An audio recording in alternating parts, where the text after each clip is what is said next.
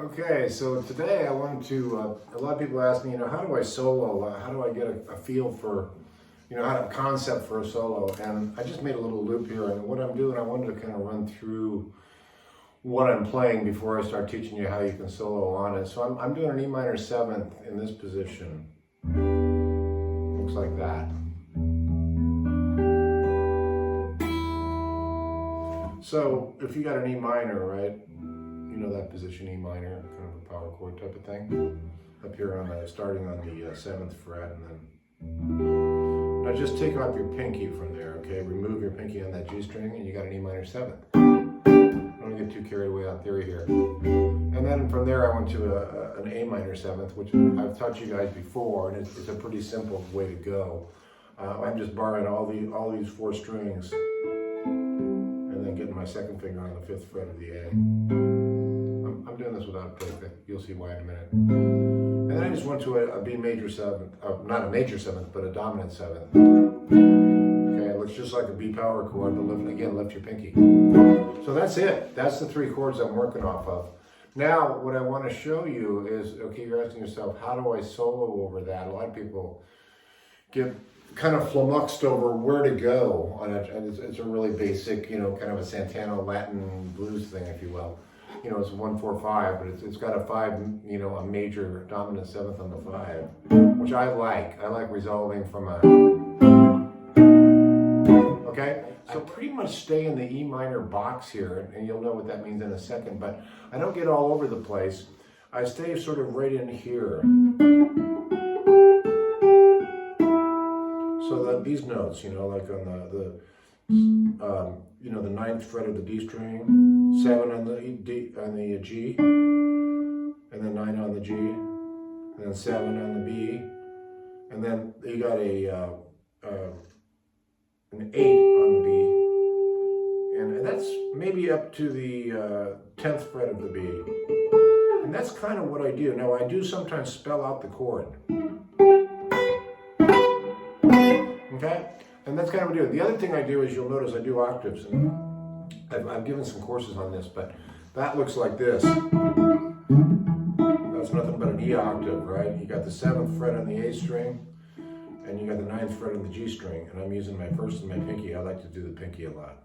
It's good to get that pinky involved because, it gets lazy otherwise. So what I do, I just slide around. Just an easy way to go. Here's what it can sound like if you wanted to.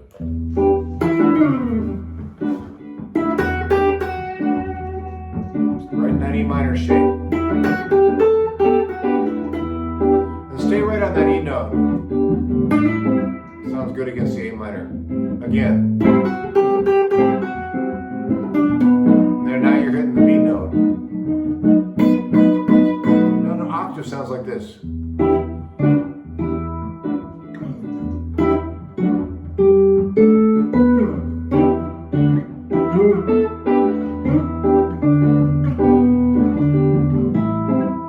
Pretty cool on the octave. I'm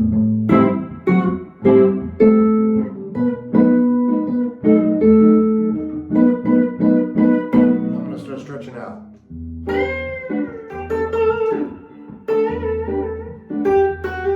Still using those same notes.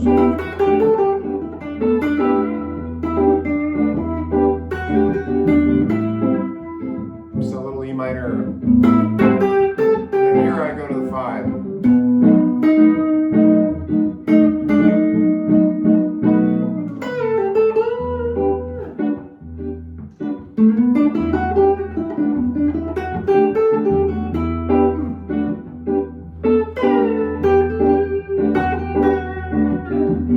I like the sound of that E note, an octave. That's a B. Okay? Now if you want to get colorful with that, you can do what I call, it's a little splatly-do, where you just spell out the E minor chord. Okay, we all know those notes. That spells an E minor chord, right? But if you rake it with your thumb or a pick, you get this sound. That's why I call it a splatly-do. Knopfler uses those a lot, Mark Knopfler. Now, if you do that and you also go to the D note, which is the 10th fret of the high E, it sounds like this. Slowly. Now, just using those notes, and just vary them, you know, pull up. Again, these are the same notes I showed you in the beginning, except I'm extending.